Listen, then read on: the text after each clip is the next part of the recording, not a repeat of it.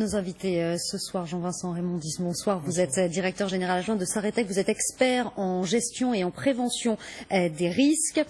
Thierry Vandevelde, délégué général de Veolia, on parlait de ce problème d'eau potable et vous nous direz comment va s'organiser ce réapprovisionnement en eau puisque vous en êtes chargé. Michel Dubromel, président de France Nature Environnement, on évoquera avec vous notamment l'impact humain sur ces phénomènes climatiques et il est important, et Renaud Pilat qui va nous rejoindre dans un instant. Commencer, si vous le voulez bien, par les dégâts, parce que vous donnez ce chiffre, notamment, Jean-Vincent Raymondis, 16 400 bâtiments endommagés au total. On ne parle là que de Saint-Martin, soit près de 90% du bâti de la ville, dont 69% de logements. On sait également que sur l'île de Barbuda, un habitant sur deux a perdu sa maison. Vous avez développé, vous, un outil qui est censé permettre de mesurer, avant même que les catastrophes ne frappent, l'ampleur des dégâts, sauf que là, on imagine bien que c'est un cas très particulier. Oui, effectivement. Notre outil permet de modéliser les dommages aux bâtiments, et nous prenons en compte un certain nombre d'événements historiques passés. Donc, dans notre outil, nous avons des événements avec des vents jusqu'à 250 km/h. C'est-à-dire que nous avons rencontré, en France métropolitaine d'outre-mer, des dommages à des bâtiments avec des vents jusqu'à 250 km/h. C'est-à-dire que cet ouragan qui a aussi défié les appareils de mesure de Météo France, il défie aussi les outils que l'on a pu mettre en place jusque-là. Tout à fait. Tout à fait. Donc nous sommes allés aux limites de notre outil et effectivement l'ouragan est allé au-delà. Donc c'est effectivement une force de vent qui est complètement difficilement imaginable. Vous avez déjà mis la main à la portière. Mais c'est donc des pointes à 360 km/h, 300 km/h en moyenne, et cela dure depuis plus de 40 heures maintenant. C'est une autre particularité d'ailleurs de ce monstre météorologique. 360 km/h, c'est un peu comme prendre de plein fouet un TGV lancé à pleine vitesse. C'est effectivement très difficile de s'imaginer ce que c'est. Alors on a ces images qui nous donnent une idée de la violence de ce phénomène. Des vagues de 12 mètres, 12 mètres, c'est un immeuble de 4 étages, c'est 3 fois plus haut que ce qui est au-dessus de nos têtes ce soir. Cela ne faiblit pas depuis 40 heures. Dans ces cas-là, il n'y a rien à faire. Alors, parce qu'on peut se barricader, mais ça ne change pas grand-chose. Alors, dans ces cas-là, effectivement, les mesures qui sont préconisées, c'est de se retrancher dans une pièce sûre à l'intérieur de la maison, le plus loin possible des ouvertures. Voilà. Effectivement, il existe des normes paracycloniques qui prévoient des vents là aussi jusqu'à 250 km/h. Elles sont peu appliquées en Outre-mer. Mais effectivement, face à un événement de cette nature, un certain nombre de bâtiments n'auraient de toute façon pas résisté. Michel Dubromel, rien à faire? Moi, d'abord, je voudrais transmettre quand même un message de solidarité à destination de ces populations, aussi bien des Caraïbes que du sud des États-Unis, puisque notre fédération est concernant l'ensemble des territoires, y compris les territoires ultramarins. Je pense qu'il faut commencer par envoyer un message de solidarité avec ces populations qui sont sollicitées depuis quelques semaines. Et pour nous, ce qui nous semble important, c'est la déclaration de Jean Jouzel, spécialiste du climat, qui dit que ce que nous constatons aujourd'hui, c'est la préfiguration de nouveaux événements qui vont encore être plus importants. Donc, je pense que ce que nous avons du mal à comprendre, c'est d'assimiler l'imprévisible. Ce que vous disiez, c'est que vous avez un bon modèle, un spécialiste, et en fait, votre modèle n'a pas prévu l'imprévisible. Je crois que c'est ça le problème. C'est aussi quelque chose auquel vous allez devoir vous habituer. Vous qui intervenez, vous allez intervenir dans cette situation particulière, puisqu'il faut rétablir notamment l'eau potable. C'est une des urgences ce soir. Tout à fait. Alors, je voudrais dire, Veolia gère les usines d'eau sur Saint-Barthélemy et sur Saint-Martin. Nous avons 40 collaborateurs sur place. Nous sommes encore malheureusement sans nouvelles pour 9 d'entre eux. Et donc on espère pouvoir rentrer en contact bientôt avec ces collaborateurs et leurs familles. La situation est tout à fait exceptionnelle et même si effectivement nous avons des plans de contingence, que la résilience est un thème bien ancré chez Veolia, le cyclone auquel on assiste est tout à fait hors norme et les dégâts sur les usines d'eau, d'après les premiers éléments qui nous remontent sur le terrain, sont assez considérables. Alors nous reviendrons évidemment plus en détail sur chacun des points qui ont été évoqués. On va prendre tout de suite la direction de Saint-Barth où nous attend Monsieur Gréau. Bonsoir Monsieur, vous êtes commerçant sur l'île. Est-ce que vous pouvez nous dire ce soir où vous vous trouvez? Est-ce qu'il pleut encore? Est-ce que le vent souffle encore? Comment ça se passe pour vous ce soir? Non, ce soir, le cyclone est parti faire son chemin destructeur vers les États-Unis. Là, actuellement, il y a pas les choses sont revenues normales en ce qui concerne la pluie. Il n'y a pas de pluie. Au contraire, on a un très beau soleil. C'est pratiquement de l'ironie du sort. Et aujourd'hui, ce qu'on peut dire de toute façon, c'est qu'on est KO, mais on est deux. Et aujourd'hui, ce qu'on a besoin surtout, c'est des bâches pour pouvoir bâcher les maisons qui n'ont plus de toiture. On a besoin surtout des groupes électrogènes, parce qu'avec les groupes électrogènes, ça nous permet d'avoir de... Voilà, évidemment, les liaisons sont encore extrêmement difficiles avec les îles de Saint-Martin et de Saint-Barthélemy. Le réseau téléphonique se rétablit très progressivement et c'est aussi une des difficultés à la suite de cette catastrophe. D'ailleurs, c'est le cas pour les secours et on verra ça tout à l'heure, qui n'arrivent pas à joindre les populations sur place. Il est donc très difficile d'évaluer, si ce n'est à l'œil, en voyant les images, l'intensité des dégâts et puis les secours ne savent pas ce qu'ils vont découvrir en arrivant sur place. Ce que l'on sait, c'est qu'il faudra des mois, des semaines pour que tout cela revienne à la normale. Alors, la reconstruction sur Saint-Martin, 90% des bâtiments au moins ont été touchés. Sur Saint-Barthélemy, au moins 70%. Les îles du Nord sont relativement isolées. Donc le temps d'acheminer les matériaux de construction, là on se place, c'est des horizons de mois malheureusement qu'il faut envisager, effectivement pour avoir une reconstruction complète ou la plus complète possible des bâtiments de l'île. Effectivement, on se positionne en année. Ce qu'on peut effectivement espérer, c'est qu'on construira mieux, on reconstruira mieux surtout. Il y a urgence pour établir les services vitaux, c'est-à-dire l'eau et l'électricité. Ensuite, pour protéger ces populations qui se retrouvent, on le disait à Barbuda, une personne sur deux a perdu sa maison, n'a plus d'abri. La priorité, c'est aussi de leur offrir un abri. Alors qu'est-ce qu'on fait ? On pense d'abord à reconstruire, comment ça peut se passer et comment faut-il que ça se passe pour que les choses aillent pour le mieux ? Alors, la priorité, effectivement, c'est de protéger, c'est de rétablir les services vitaux, c'est effectivement de prendre soin des blessés. Le bilan humain est lourd, très lourd, donc prendre soin de ces blessés. Ensuite, effectivement, protéger. Votre correspondant évoquait l'arrivée de bâches pour effectivement protéger les habitations, pouvoir continuer à avoir un minimum de vie donc dans les logements et dans les habitations. L'urgence, c'est cette priorité-là. Effectivement, et là, les services de l'État vont s'y consacrer pleinement, ils s'y consacrent déjà dans toutes les heures qui viennent. Ça, quand on est spécialiste dans la gestion du risque, ce sont des choses, ça, on peut l'anticiper. On peut l'anticiper. Il y a toujours une part d'événementiel, il y a toujours une part de surprise, il y a toujours une part d'événement, bien sûr, mais effectivement, les services spécialisés ont des plans pour ce type d'événement. On voit que l'autre difficulté, c'est la difficulté qu'ont les secours à accéder à ces zones qui sont, on le disait, quasiment coupées du monde. On le rappelle, donc un des pompiers notamment qui vont partir en direction de Saint-Martin et de Saint-Barthélemy après 20 heures locales, c'est-à-dire dans 5 heures environ pour nous, pour une traversée qui sera longue. Et c'est vrai, on l'imagine, les populations les attendent avec une très grande impatience. Oui, alors j'ai eu à intervenir à plusieurs reprises après des cyclones en Martinique, en Guadeloupe ou après un tremblement de terre en Martinique. Et effectivement, c'est des moments intenses, des moments de peur, on l'a évoqué, et des moments où la solidarité se met aussi en œuvre.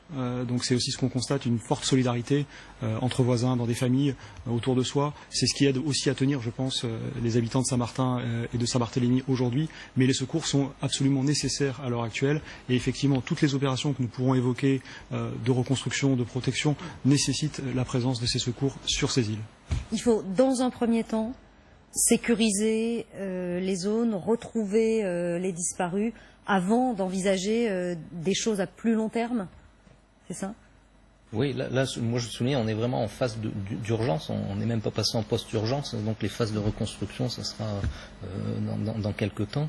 Moi je soulignerais peut-être le fait qu'il est important que l'ensemble des acteurs concernés agissent de concert. Il y a une nécessité de coordination, donc nous sommes en contact avec le ministère de l'Intérieur, avec le Quai d'Orsay également, et aucun des acteurs seul n'a une réponse qui pourrait être complète. Donc il faut vraiment agir de concert et partager les moyens. Il y a d'énormes problèmes logistiques qui se posent. L'aéroport était fermé, il commence à rouvrir, mais il ne peut pas accueillir de gros porteurs. Et donc voilà, il faut vraiment travailler la main dans la main. Et nous sommes à disposition des cellules d'urgence qui se montent ici au national, mais aussi localement. Nous avons des équipes basées en Guadeloupe aussi, qui servent de base arrière. Et nous allons envoyer des spécialistes, des experts spécialistes de métropole venir renforcer nos collègues, parce que nos collègues sur place ont aussi perdu, pour certains d'entre eux, leur maison. Saint-Martin, qui sont des territoires dans lesquels vivent des populations dans des situations très précaires. Donc ça aussi, c'est quelque chose qu'il faut prendre en compte. Les habitations, les toits de tôle qui se sont envolés. Alors les habitations dures ont souffert aussi, mais ce sont aujourd'hui ces populations-là, déjà précaires, qui en plus sont touchées. Saint-Martin, à peu près 50% de la population n'est pas assurée pour son habitation. En France, 98% en France métropolitaine des personnes sont assurées. Saint-Martin, à cause effectivement de la précarité que vous avez évoquée, 50% des personnes ne sont pas assurées. Et leurs maisons en bois, en construction légère, ont été détruites. Voilà, donc En général sur les côtes. Absolument. Alors, il ne faut pas oublier quand même, et ça c'est un phénomène au niveau mondial, on estime qu'actuellement, de plus en plus, les gens viennent vers les métropoles, de plus en plus au bord de la mer, mais c'est pour des raisons très humaines et pour pouvoir vivre. Et donc on se rend compte qu'on a actuellement 60% des populations qui vivent dans des zones proches de la mer, donc des zones submersibles, puisqu'on parle de la montée des eaux. Donc c'est quand même un phénomène au niveau de la pression et des menaces et des risques très important. Le lien est clair, chaque degré dans l'océan augmente surtout la gravité des dégâts causés par les cyclones. Là, c'est clair maintenant. Pour une notion chiffrée sur la gravité des dégâts, nous avons commencé à modéliser les coûts d'Irma sur Saint-Martin et Saint-Barthélemy. Une première modélisation sans les dommages aux infrastructures que nous sans avoir eu les retours encore. Voilà, uniquement sur des modèles mathématiques. Nous sommes autour de 300 millions de dommages sur ces deux îles. Saint-Martin, c'est 20 km². Saint-Martin, 50 km². Saint-Barthélemy, 20 km². C'est la taille de l'île de Ré. Vous me redonnez le chiffre, 300 millions 300 millions, la taille de l'île de Ré. Pour vous donner un ordre d'idée, c'est effectivement une destruction intense, extrême. Oui, juste, on a effectivement parlé du rôle des États. Il y a aussi le rôle. Alors, il y a certains États aux États-Unis qui ont pris conscience. Et certaines villes qui se sont opposées d'elles-mêmes et qui se sont affichées. Je pense par exemple à la Nouvelle-Orléans, qui a subi de plein fouet Katrina, on s'en souvient tous, et qui a eu une réflexion sur la mise en place d'un programme de résilience. Alors, moi, je pense qu'il faut considérablement accélérer cette mise en place et cette réflexion, parce que effectivement les choses vont sans doute, Jean Jouzel nous l'avait dit, on connaît une accélération et c'est ça qui est le danger. Donc il faut sans doute accélérer, mais il y a quand même un certain nombre d'acteurs qui ont pris conscience de la gravité de la situation, et la plupart des grandes villes, la plupart des collectivités locales aujourd'hui, partout dans le monde, ont des réflexions sur la préparation, ces questions de résilience et comment faire face à ces catastrophes naturelles de plus en plus puissantes. On revoit ces images, évidemment, des destructions et des dégâts qui sont absolument considérables à Saint-Martin et à Saint-Barthélemy après le passage de cet ouragan Irma, ouragan de catégorie 5, le plus intense jamais mesuré de toute l'histoire, avec des vents, on le disait, qui ont pu atteindre 360 km/h, la vitesse d'un TGV, un TGV à pleine vitesse, voilà, qui percuterait une maison, une voiture, un arbre, pour qu'on puisse se rendre compte de cela. On a parlé des mesures d'urgence qu'il va falloir faire en priorité, effectivement. Rétablir l'eau, l'électricité, évaluer les dégâts. Ensuite, il faudra reconstruire. La priorité dans ces zones-là, en particulier pour la reconstruction, est-ce que c'est de reconstruire toutes les habitations qui ont été détruites le mieux possible, avec des normes qui, comme dans les villes qui ont été frappées par des séismes, par exemple, qui ont des normes antisismiques, est-ce qu'on peut envisager des normes anticycloniques, ou est-ce qu'il faut effectivement faire reculer ces populations et prévoir plus d'abris en cas de catastrophe? Parce que de toute façon, une catastrophe comme ça, où qu'elle passe, elle détruira tout ce qui est sur son passage. Je pense qu'il y a un véritable enjeu, un enjeu pour nous tous, c'est de trouver des solutions pour reconstruire mieux. Ce qui coûte le moins cher pour mieux reconstruire, c'est effectivement, quand on conçoit, c'est de ne pas s'installer dans des zones dangereuses. Alors, effectivement, aux Antilles, il est difficile de s'installer loin de la mer. Sur une île, il est difficile de s'installer loin de la mer. Voilà. Grand comme l'île de Ré, effectivement. Voilà. C'est assez complexe. Et donc, effectivement, c'est des constructions résilientes, des constructions qui permettent de résister. Il existe aujourd'hui des solutions techniques aussi, et qui ne sont pas forcément plus coûteuses. Donc, c'est de savoir... Mais qui sont adaptées à des phénomènes de la force de celui-ci. En tout cas, qui permettent de protéger les vies humaines.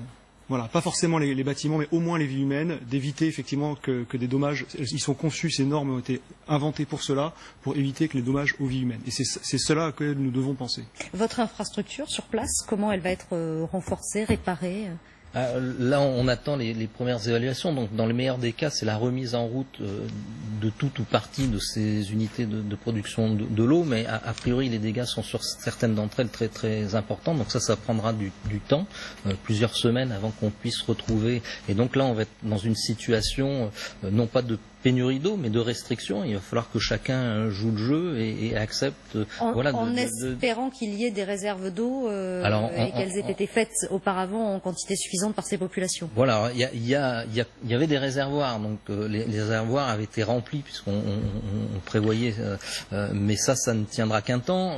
J'ai vu effectivement des distributions d'eau en bouteille. Ça c'est une solution très provisoire parce que c'est pas en termes de logistique et même en termes économiques une solution qui sera viable très très longtemps. Et donc on est en train effectivement d'étudier des solutions, mais vraiment des solutions d'urgence qui permettront d'alimenter les populations, mais vraiment dans les besoins vitaux. Donc là on parle de 20 litres par jour par personne, qui sont nécessaires à la fois à l'eau potable, à la cuisson des aliments, à un minimum d'hygiène. Et là c'est alors soit à partir de petites unités de production, soit à partir de bateaux citernes ou de barges qu'on remplirait dans des îles aux alentours et qui permettraient d'assurer un minimum d'alimentation en eau potable avant que les capacités pleines des usines soient recouvrées.